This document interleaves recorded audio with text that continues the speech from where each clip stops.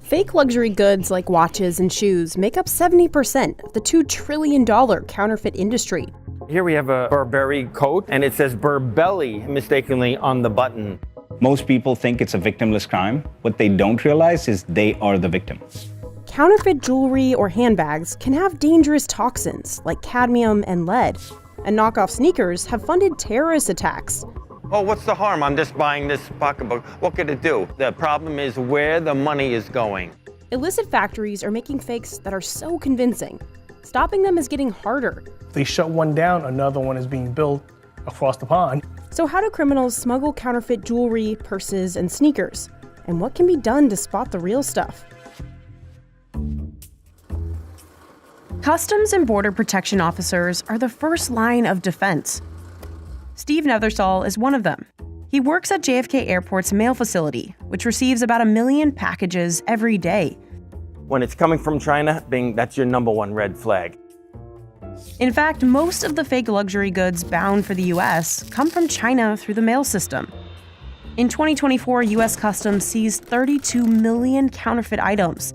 They would have been worth $5.4 billion if they'd been genuine. The most common counterfeited handbag is Louis Vuitton. The most counterfeited sneaker is Nike Air Jordans. The manufacturer, they have to register that product, trademark protect it with Customs and Border Protection. And then if it's deemed counterfeit, then we have the ability to seize it. Before a package arrives in the U.S., CBP collects intelligence on the sender, container, and aircraft. That data, along with X-rays of the boxes, helps Steve's team determine which ones are suspicious enough to pull for manual inspection. They're opening this package because it came from a known counterfeiter in Thailand. We have Gucci eyewear, watches, jewelry. The high-end manufacturers like this never commingle their products. They wouldn't put these items together, and their items wouldn't come in bubble wrap like this. In 2024, knockoff jewelry was the top commodity the U.S. government seized by value. It confiscated over 700,000 pieces, worth more than $1.6 billion. This New Jersey jewelry store has just a few people who sniff out fakes, like Michael Littman and his cousin Gary. They're an authorized dealer for brands like Cartier and David Yurman. We're buying straight from the company, so there's zero risk there. The bigger risk, of course, is when we're buying precious metals, gold, or diamonds from customers. If I make a mistake, it costs us a lot of money. Let's see what you got. Okay. Gold is so high now, it's such a great time to sell. What is it at now? $29.09 Wow. per ounce of pure gold. I remember when it was $40 an ounce back in the day. First, Michael runs what's called a scratch test on the gold pieces, on a black stone made of quartz. So this is a really nice chain. Looks pretty good. I'm gonna check the stamp to see if it's...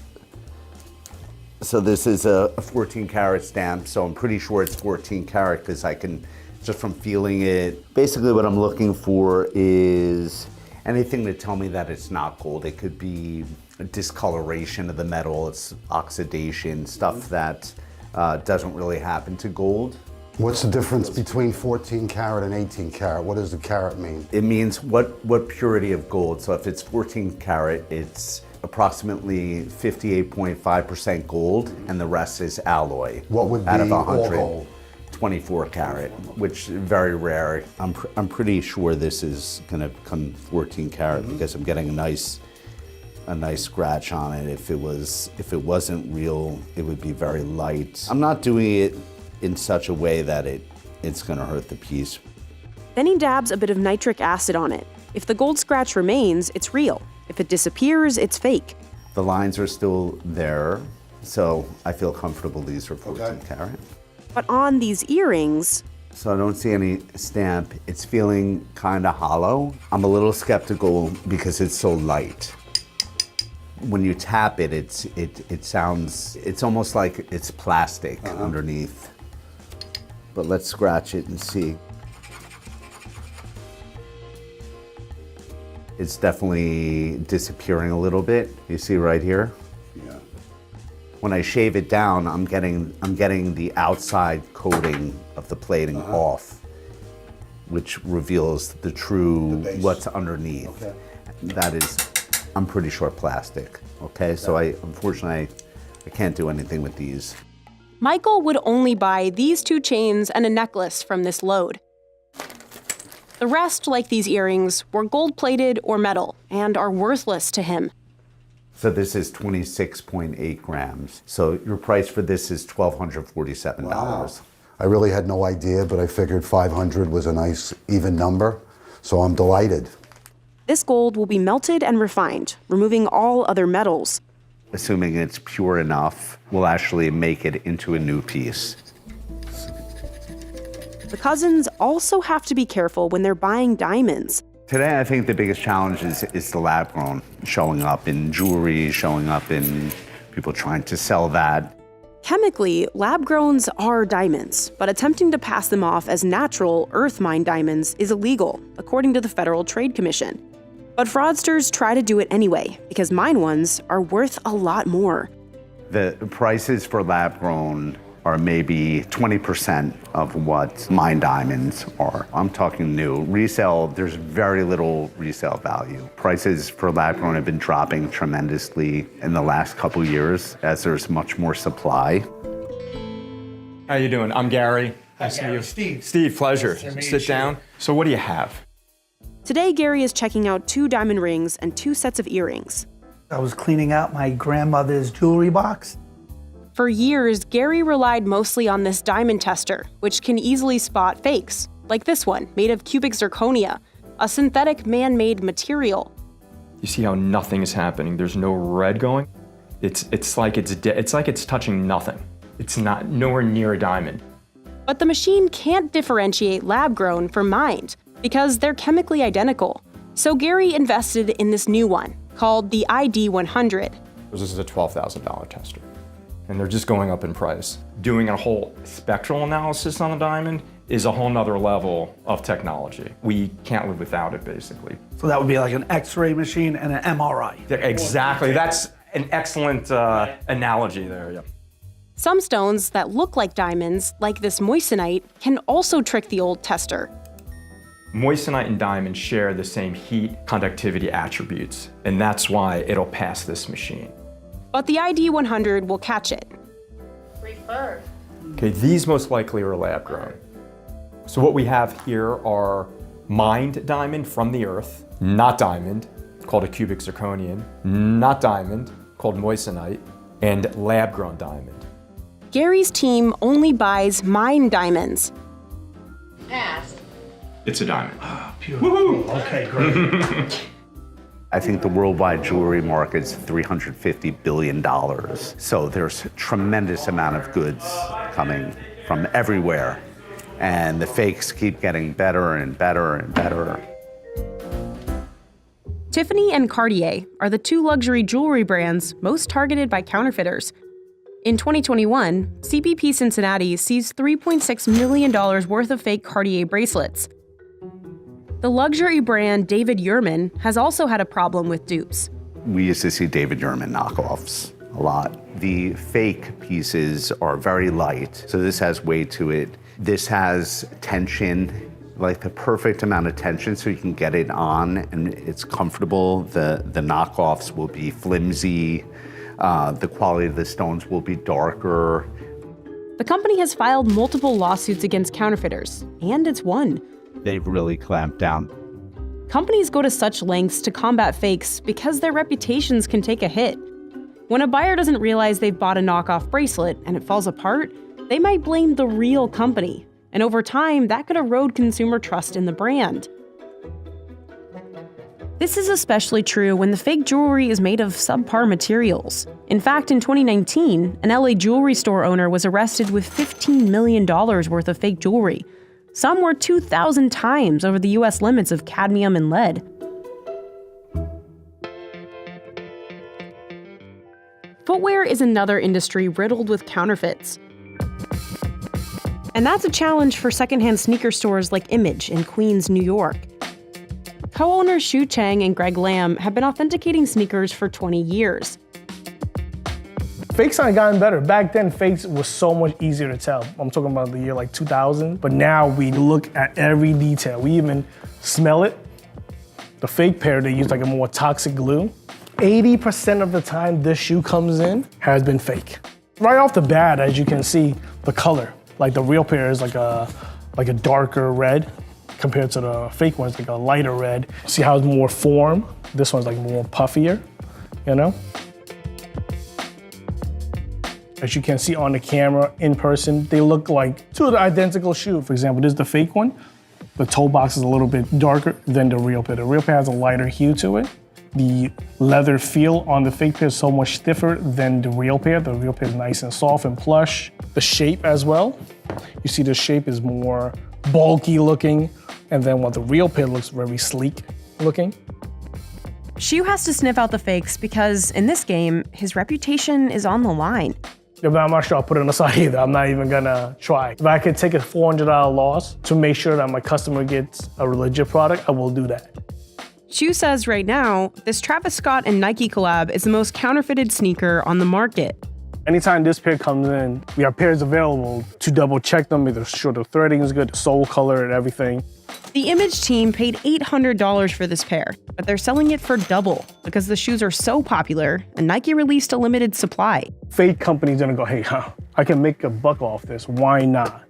Nike is the world's most popular shoe brand, so its sneakers also dominate the resale market. They make up 70% of the store's inventory. Iconic pairs like these Jordan 1 OGs in good condition can rack up a lot of value over time. A size 9.5 sold for triple the price in less than a year on the resale site StockX, likely due to the buzz from the Last Dance documentary series.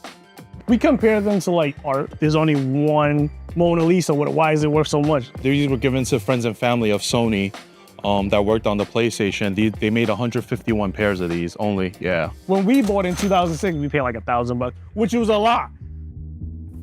It's taken Shu and Greg over 2 decades to build their impressive collection. This is Kobe's first signature Nike shoe, a game worn and autograph by Kobe. Here we have a Jordan 11, black and red, signed by the man himself, Michael Jordan. And everybody's favorite movie, Back to the Future, Marty McFly Nike mags. When this shoe came out, we first opened. We didn't have no money to buy the shoe off auction. We opened a credit card to go buy this shoe. We need a piece of history. We bought the cheapest size 9 at auction at like $3,000. This shoe in the market now is probably worth like 20 grand. I guess you could say it was a good investment opening that credit card. This collection can really get you a nice house, right? A condo. Greg and Shu buy most of their inventory from other sneakerheads like Shaq Lawson, a Business Insider employee with over 100 sneakers in his collection. How's everything, brother? How's everything, bro? Good, you been good? Been good. So what's up with you today? What we got? Brought some stuff. Just want to see like what you guys would give me for it. Sure, no problem. All right, let's see what we got the first pair. Oh wow, look at these. We don't see these often anymore, man. Yeah. Nike Foam Posite Supreme. Shaq bought this pair from Image 12 years ago for $500. Right now, if you were to sell it on your own, you'd probably get like $600 for this pair. It's held value for like over 10 years now. Nike's enduring value is why counterfeiters go to such lengths to trick sneakerheads. They're all from China. And the crazy part is people tell me that the fake factory are a few miles down from the real factory. And these fakes can be very popular among fans who can't afford the real stuff. So much so that sneakerheads are sharing spreadsheets like this one, listing hundreds of cheap fakes for sale on Chinese e-commerce site CN Fans. $62 for phony Jordan 11s, $55 Balenciaga dupes. I don't like it because I only sell real product in here. In my opinion, it's not a good look. Shaq is buying his 6th real pair on resale this month. I think I'm really set on these. I think I'm gonna try these on. These are the black infrared 6s, pretty good condition. Michael Jordan won his first NBA championship in this shoe. I like to put the laces behind instead of like looping it in the front. It's kind of a sneakerhead thing.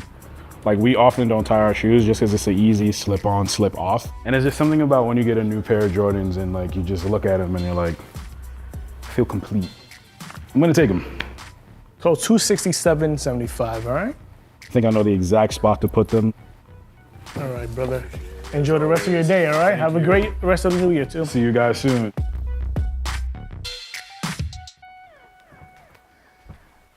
We are now in my sneaker room, also known as the Kingdom. Shaq has 140 pairs, worth well over $20,000, all tucked away in a back room of his Brooklyn apartment. You're never gonna hear me say, I don't have something to wear. He bought the majority of them from Image. Every sneaker in here is tied to a specific memory. This one to me is special because I remember being online for it with my little brother. These specifically, I'll always remember. My first time in LA, I wore these. These are the Bin 23 Jordan 13s, and there's only 1,734 pairs of them. This is my favorite Jordan of all time, the Air Jordan 13 Flint. I've had 5 pairs of these. I remember wearing to school in elementary school and someone stepped on it and I was ready to fight. Not because they stepped on my foot and it hurt, but just because they stepped on these and I love them. These are the very first hype sneaker I bought. Just holding this shoe, I'm getting emotional. I think I actually just got kicked out of college at that point. I think I was like about 18 because I was taking too many days off to actually take my mom to appointments. My aunt gave me $100 and told me, buy yourself something that means something to you. And the next day, I got these. If I lost everything in this room and still had these, I'd be happy. These are my origin shoes. They're more than just leather and stitching. It's like, this is a book of memories for me. But even a veteran sneakerhead like Shaq has had his fair share of run-ins with fakes. The first time I tried to get these shoes, I actually ended up buying a fake. So I spent about $500 on this style shoe and it was fake. And the reason I found that it was fake was because on these they say Flywire, but the font is in white. The pair that I got, it had it in pink. He understands why people would buy fakes on purpose. I don't judge. Wear what you can afford. Wear what you like. I know that many sneakerheads are against it, but then how do you call someone who invests all this money into fakes not a sneakerhead in a way? I never will take part of it because I don't want to use real money to buy fake things. You have a large community of people who are enthusiasts, who love these shoes, who have to worry about these fakes that are getting so good getting circled in. But it's not just collectors like Shaq and Image that are contending with the flood of fakes. StockX, one of the largest online sneaker resellers in the world, has rejected over $80 million worth of fake pairs since 2016. Counterfeiting detection begins when a user makes an account. It starts with everything from bot detection to policy to seller identification, and a lot of this is automated.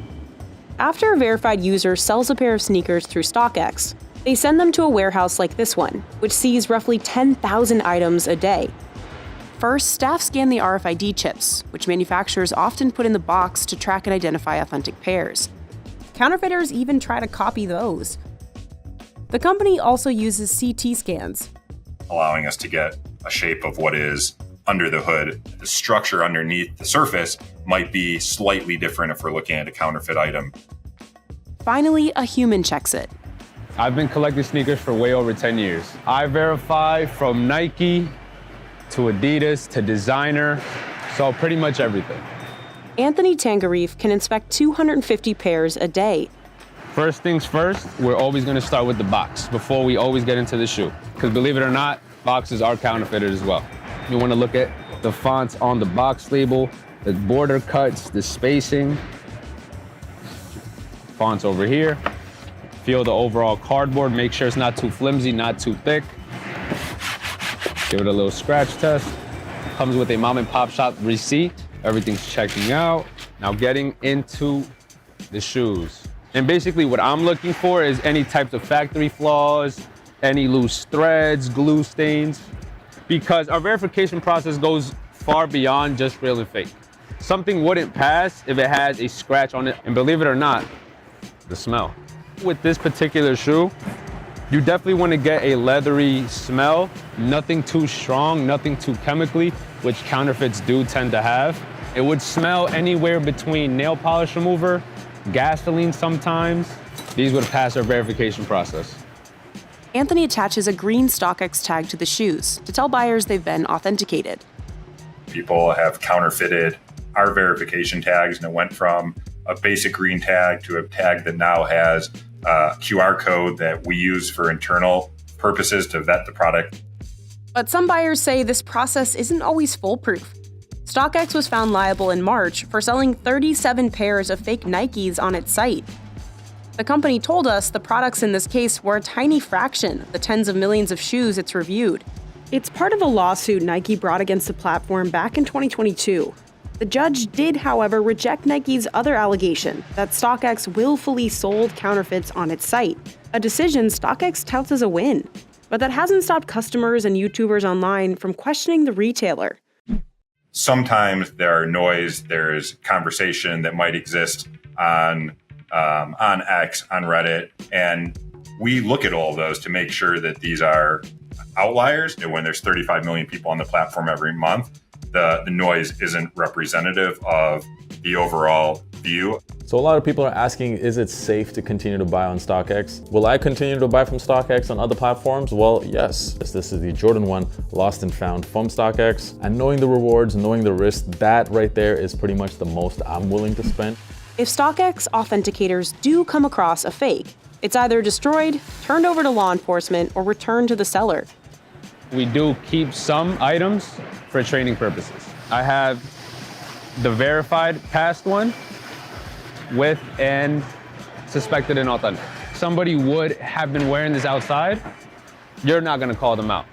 But now if you get closer and actually take an in-depth look at it, you're definitely gonna tell.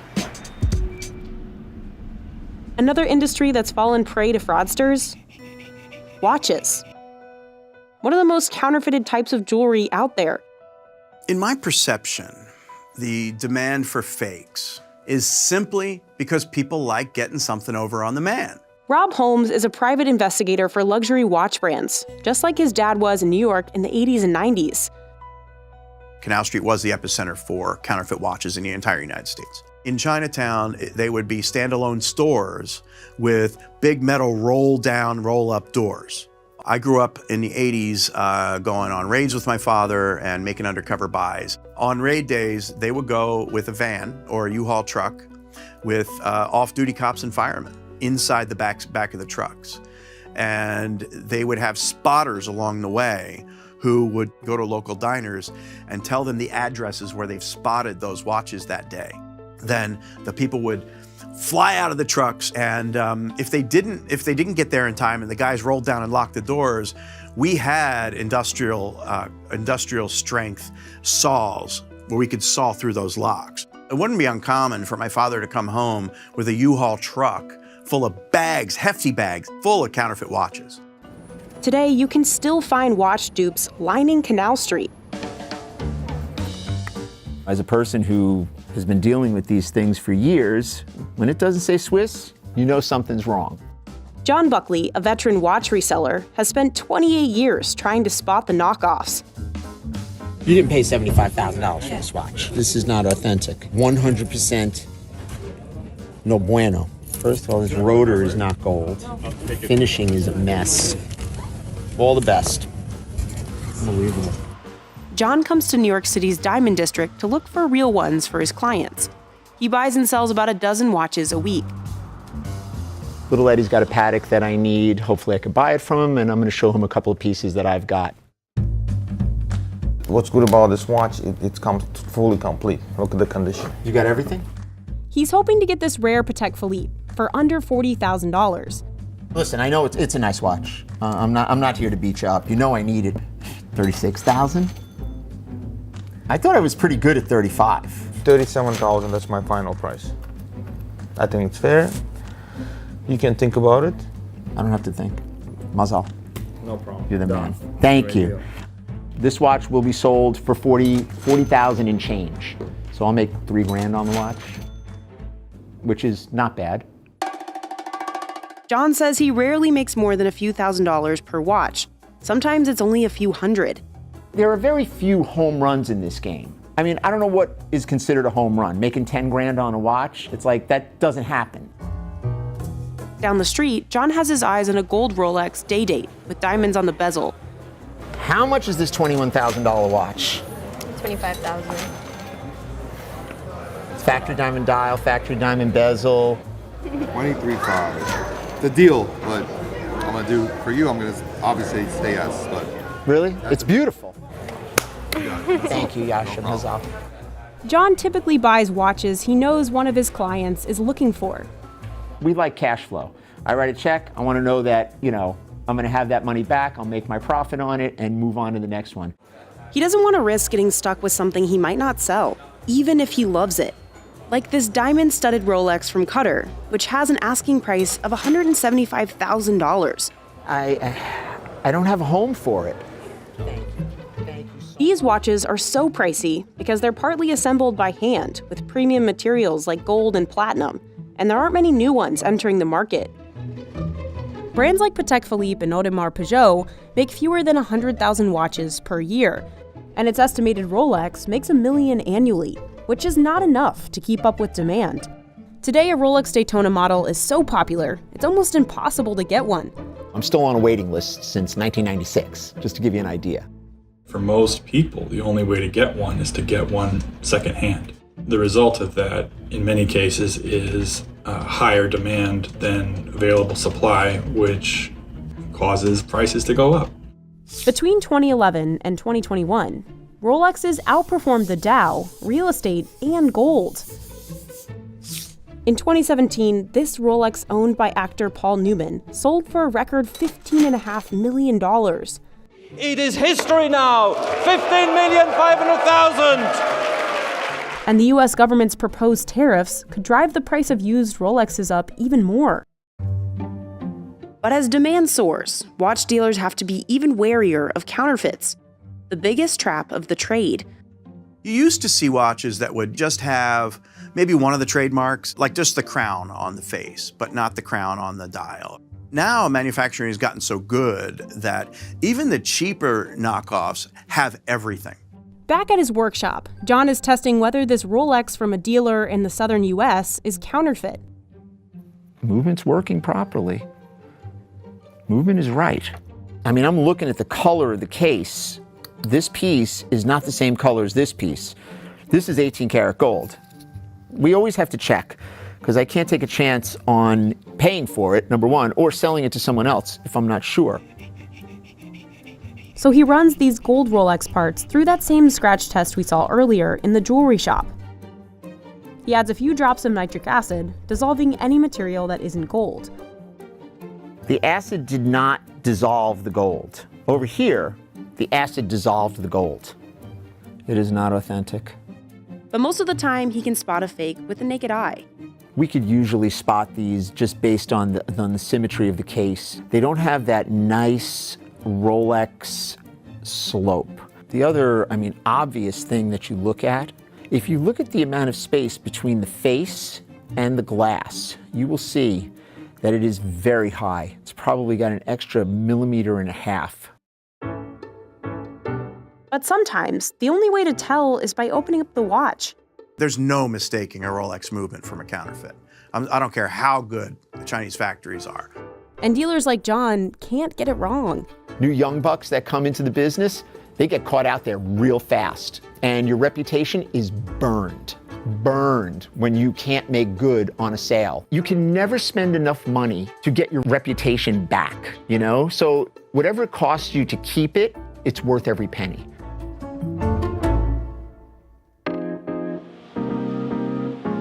Luxury bag resellers, like this pawn shop in Queens, New York, also go to lengths to protect their reputation against fakes. When a customer brings in a bag to sell, authenticators like Vanessa Cabrera use an app called Entropy to verify it. This one is also in very good condition, as you can see. If this Chanel crossbody is real, it could be worth over $5,000. She uses this iPod with a microscope attachment to take detailed pictures. The Entropy app will use these to create what the company calls a fingerprint for the bag. We take a picture of the handbag in between the blue square and then the X was for hardware logo photo. So now they're asking for the serial number. Entropy uses AI to compare these photos to millions of images of real and fake bags already in its database. That was quick. It's that extra layer of confidence Without the right tools in your back pocket, you can never be 100% sure. Easy Pawn's president, Lauren Kaminsky Goldman, was the one who took the chance on Entropy. Today, she brought in this vintage 2002 Chanel ring hobo bag for Vanessa to authenticate. If it's legit, it could be worth over $1,000. But what's your gut telling you? The leather looks good.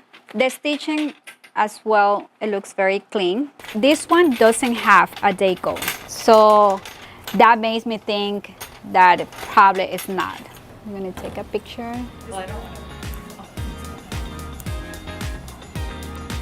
So we have the result for the authentication of the Chanel, and it's authentic. Yay!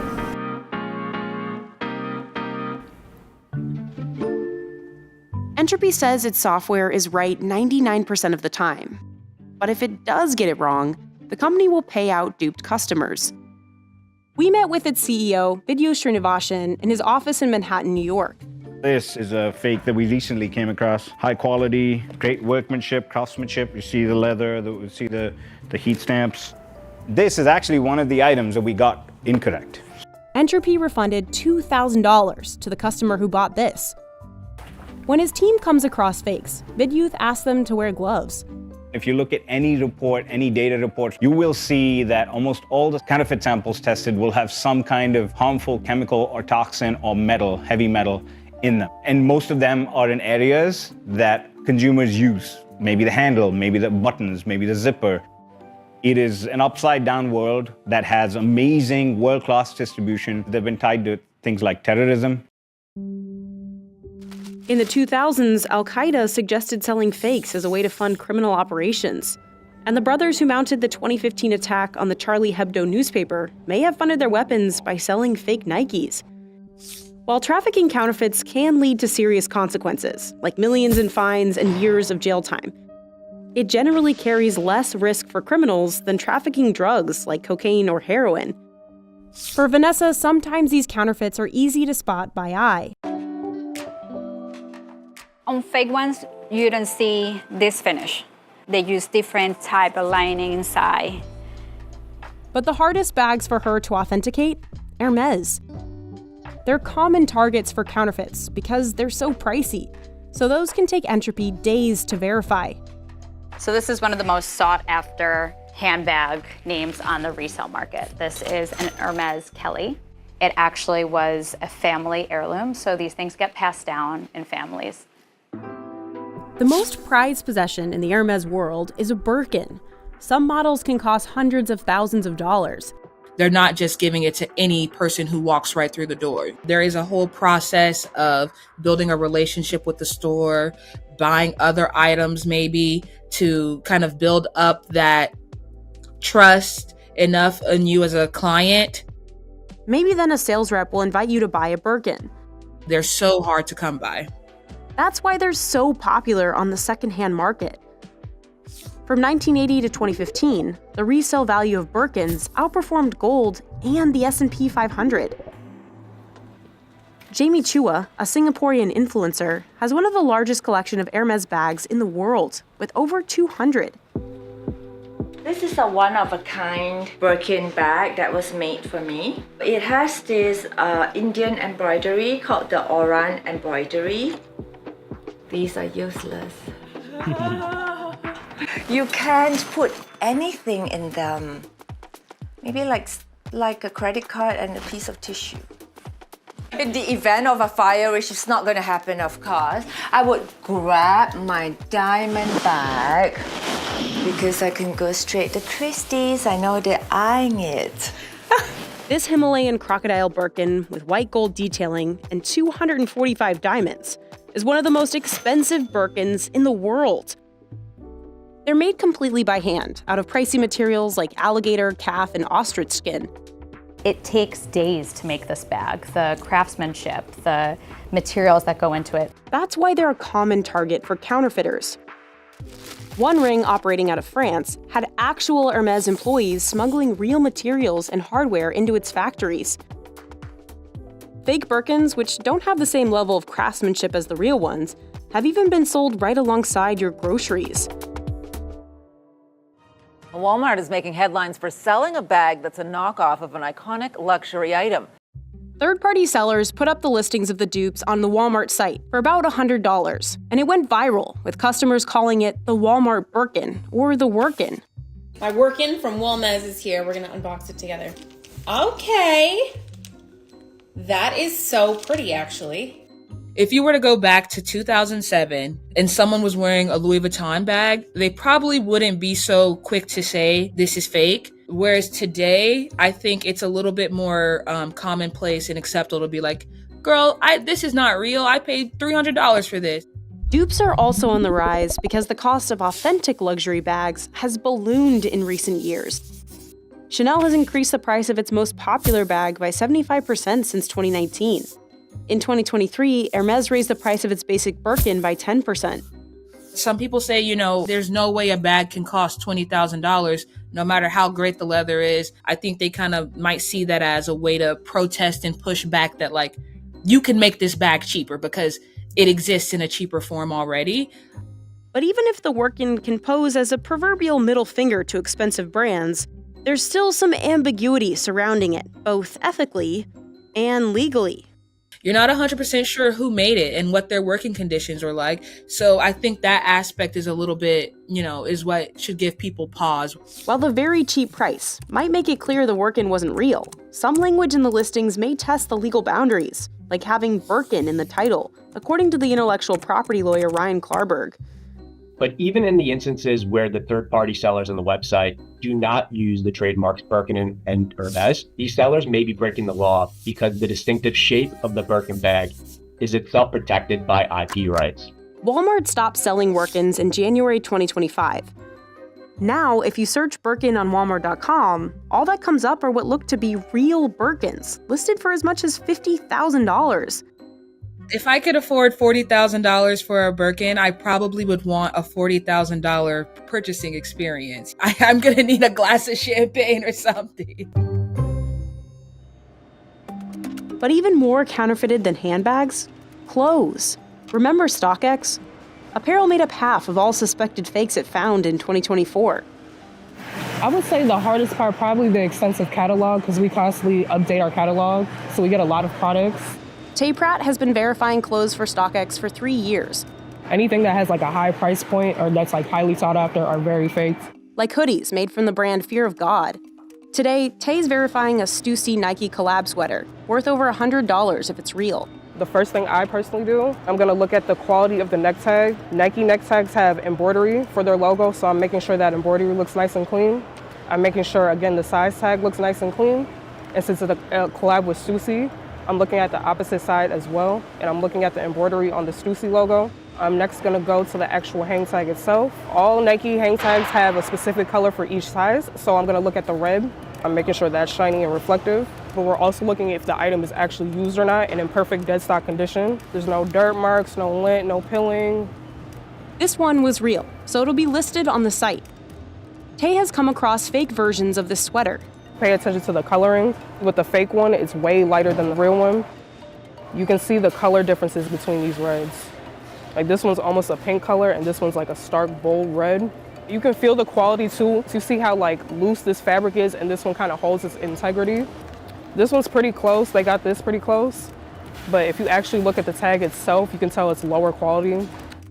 These fakes can be made with everything from toxic dyes and flammable materials to dangerous metals. Even when you wash it multiple times, these chemicals still stay there. It can literally be anywhere on any product that you purchase that is counterfeit from any source, online or offline.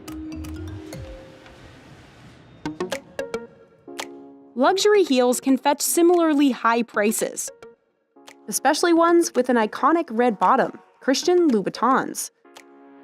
Teresa Romer, an author and TV personality based in Houston, Texas, has over 560 pairs of shoes, 100 of which are Louboutins. This is actually my favorite pair of Christian Louboutins. Who wouldn't want to wear these? It's like wearing jewelry on your feet, right? These are so expensive because each pair is made by hand. That's why these heels can start at $600. Even used pairs that have been refurbished can fetch a lot. That's why Vincent Rao, a cobbler in New York City, charges up to $95 to resole these worn-out pumps. When you have a painted sole, such as this one, the paint's gonna wear right off as soon as you take a few steps. Vincent sands the shoe and adds a red sole protector. Take your hammer and start applying the sole nice and evenly all around the shoe. Then he'll cut the sole, glue it on, and sand it down some more. He then mixes 3 paints, a red, scarlet red, and flat white, to try and match the iconic Louboutin color. Back to its former glory, this pair might fetch hundreds of dollars. That price is part of why authorities have come across a lot of fakes. The Fed saying they have seized more than 20,000 pairs of counterfeit high heels by designer Christian Louboutin. In 2012, customs officers in Los Angeles found the shoes in 5 shipments. What tipped them off is the boxes were coming from China, but real Louboutins are made in Italy. The shoes would have been worth $18 million if they'd been real. Mean that each pair, had it been genuine, would have been sold at $1,200 a pair. So that's a big loss for our revenue had they have entered the commerce of the United States. But how do criminals make and move so many luxury counterfeits globally? Well, most operate in China or Hong Kong. Wherever manufacturing is cheap, that's where manufacturing is going to happen. These factories can afford the same machines that the real companies use, and they use the same software. Often that software is stolen through industrial espionage. They also might smuggle products out of the real factories so they know what to replicate. But they'll swap the materials for cheaper, lower quality ones to reduce costs. But sometimes those materials are toxic, things like lead, cadmium, and arsenic, which can cause rashes and even cancer. I don't think health and safety of consumers is a top priority in their business model. These factories also pay low wages and can have unsafe working conditions. There have been plenty of stories of the counterfeit watch industry being tied to child labor, sweatshops, and even human trafficking. You're going to have organized criminals who are doing this kind of stuff. They might make a fake listing through online marketplaces like Amazon, or enlist the help of influencers. Social influencers, in some instances, will direct their followers to what we call generic links, where they will say, buy from this store or this seller in the Amazon store, when they're having back channel communications through DMs and such with their followers about the counterfeit nature of a luxury bag. Counterfeiters even use AI to create fake social media posts that might look something like this. To get these dupes and fakes into the US, factories will simply ship them through the international mail system in small, low-value packages, like the one Steve Nethersoul's team finds at JFK International Airport in New York City. Ooh. We have Nike sneakers here. Take the box, crush it up. This is obviously to save space. This is not traditional of the manufacturer, if this was authentic, to crush all these items in here like this. They don't put any of this in it, the filler inside it. Brands will send Steve an information kit on the real products and telltale signs of fakes. Most of what's in these kits is kept top secret to protect the brand against counterfeiters. But Steve could share a few things. Rolex would never put their watches in little Ziploc bags. They don't put these inside it, the silica gel. Rolex does not send to individuals in the United States. They only send to their retail stores. Here we have a Burberry coat, and it says Burbelly mistakenly on the button. But for CBP to seize anything, there has to be a trademark on that product. See what we got in here? Shirts. Yes, it's all Suzuki shirts. Suzuki has motorcycle and car trademark, but not on apparel. So this will end up being released. Next, Steve figures out what this item would have cost had it been real, what's called the MSRP. This one here would be about $11,000. That's the MSRP, what the manufacturer would be losing had this been genuine. From 2020 to 2024, the number of annual CBP seizures more than doubled, and the total MSRP value of those jumped as well. Here we have a post-gun full of seizures, so it's going to go into the storage room. In the end, all these products will be destroyed. So what happens to the counterfeiters? For one, Homeland Security Investigations, or HSI, can decide to open up a case, but Steve says that doesn't happen often. to the HSI agents, there's only so many of them. They're going to deal with the most important thing, which is narcotics. All the fentanyl and the cocaine that come that are killing people. That is a top priority, and it should be. The second problem? American authorities don't have jurisdiction in China, where a lot of counterfeits are made. In 2023, HSI arrested 434 people on suspicion of counterfeiting. Just over 200 were convicted. Today, you'll still see fake products pawned off on the streets of New York. In fact, in 2022, the NYPD seized $2 million worth of fake bags from Canal Street. But most seizures start online. Platforms like Amazon, Alibaba, and eBay have spent hundreds of millions of dollars fighting these fakes. Amazon, the world's largest online retailer, launched a counterfeit crimes unit in 2020. Through Project Zero, brands can send Amazon info on their trademarks and even take down fake listings themselves. Amazon also uses AI to scan an estimated 8 billion listings every day. In the instance that a bad actor attempts to load a logo that is counterfeit or that is fake, that our models can pick up on those labels and take that down proactively. In 2023, Amazon said it took down about 700,000 fraudulent accounts. And last year, it seized and disposed of 15 million counterfeit products worldwide. The platform might also take these counterfeiters to court. We partnered, for example, with Valentino on a civil suit against a bad actor who was infringing on Valentino's brand. Or Amazon might send the fraudsters' data, like IP addresses, physical addresses, and bank account info, to law enforcement. So that they can take quick action against these bad actors and conduct enforcement raids and seizures. Amazon partnered with U.S. Homeland Security to seize 10,000 counterfeit car grills. Counterfeiters are agnostic to the types of products that they're selling. They may have automotive parts, but they're also going to have luxury goods as well. Amazon has also partnered with Chinese law enforcement to raid factories making fake luxury goods. Europol also conducts raids. In 2021, it seized $18 million worth of luxury items from a criminal ring in Spain. In 2024, it busted an Israeli ring selling counterfeit watches in Antwerp. That same year, a joint Europol operation led to the seizure of $99 million worth of fake clothes, shoes, and accessories, and nearly 400 arrests across 17 countries in Europe. It grows every day, and it's because of consumer demand. People need to be educated more about the dangers. So if you're in the market for a luxury handbag or a secondhand pair of kicks, how can you protect yourself? I tell people whether you're going to buy a product or you're going to have a product repaired, go to an authorized dealer. Do not buy counterfeit products. Try as much as possible to get certified products. If you can put more thought into the ethics, then I definitely think buyers should. And always be wary of a really good deal. And the old saying, if it seems too good to be true, it probably is.